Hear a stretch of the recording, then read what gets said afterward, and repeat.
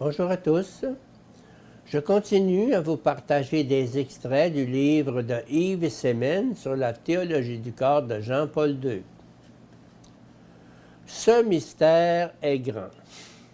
C'est pourquoi l'homme quittera son père et sa mère et s'unira à sa femme, et les deux formeront une seule chair. Éphésiens 5, 31, Genèse 2, 24.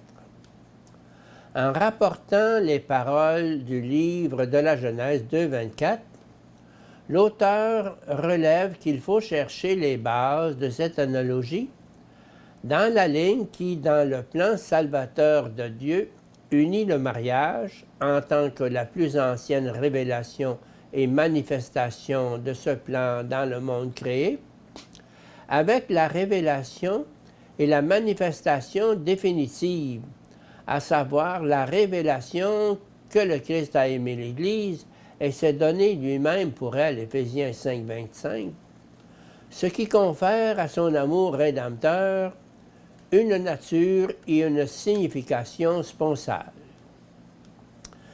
C'est donc cette analogie qui parcourt le texte de l'Épître aux Éphésiens 5, 22, 33, se base ultimement sur le plan salvateur de Dieu. Cela deviendra encore plus clair et plus évident quand nous placerons le passage du texte que nous analysons dans le contexte global de l'Épître aux Éphésiens. Alors on comprendra plus facilement la raison pour laquelle, après avoir cité les paroles du livre de la Genèse 2, 24, l'auteur écrit « Ce mystère est grand, je le dis en référence au Christ et à l'Église. » Éphésiens 5, 32. Dans le contexte global de l'Épître aux Éphésiens, et en outre dans le contexte plus ample des paroles de la Sainte Écriture, qui révèlent le plan salvateur de Dieu dès l'origine, il faut admettre que le terme « mysterion » signifie ici le mystère d'abord caché dans la pensée de Dieu et ensuite révélé dans l'histoire de l'homme.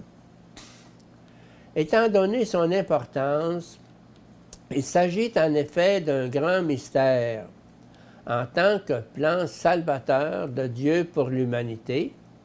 Ce mystère est, en un certain sens, le thème central de toute la révélation, sa réalité centrale. C'est ce que Dieu, comme Créateur et Père, désire surtout transmettre aux hommes par sa parole.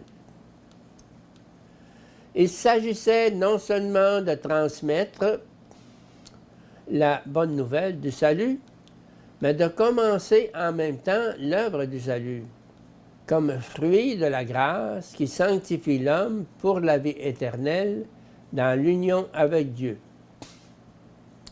C'est précisément sur la voie de cette révélation-réalisation que saint Paul met en relief la continuité entre la plus ancienne alliance que Dieu établit en constituant le mariage déjà dans l'œuvre de la création, et l'alliance définitive dans laquelle, après avoir aimé l'Église et s'être donné lui-même pour elle, le Christ s'unit à elle de manière sponsale, c'est-à-dire correspondant à l'image des époux.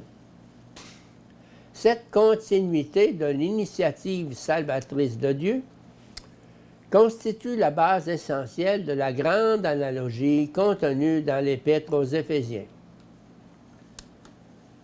La continuité de l'initiative salvatrice de Dieu signifie la continuité et même l'identité du mystère, du grand mystère, dans les différentes phases de sa révélation, donc en un certain sens de sa manifestation, et en même temps de sa réalisation, dans la phase la plus ancienne du point de vue de l'histoire de l'homme et du salut, et dans la phase de la plénitude des temps, Galates 4, 4. Prenant en considération le passage de l'Épître aux Éphésiens, ici analysé, et en particulier les paroles « Ce mystère est grand », je le dis en référence au Christ et à l'Église, Éphésiens 5, 32. On doit constater que l'auteur de l'Épître parle non seulement du grand mystère caché en Dieu, mais encore et surtout du mystère qui s'accomplit dans le fait que le Christ a aimé l'Église par un acte d'amour rédempteur et s'est donné lui-même pour elle, c'est par ce même acte uni à l'Église de manière sponsale, comme mari et femme sont unis réciproquement dans le mariage institué par le Créateur.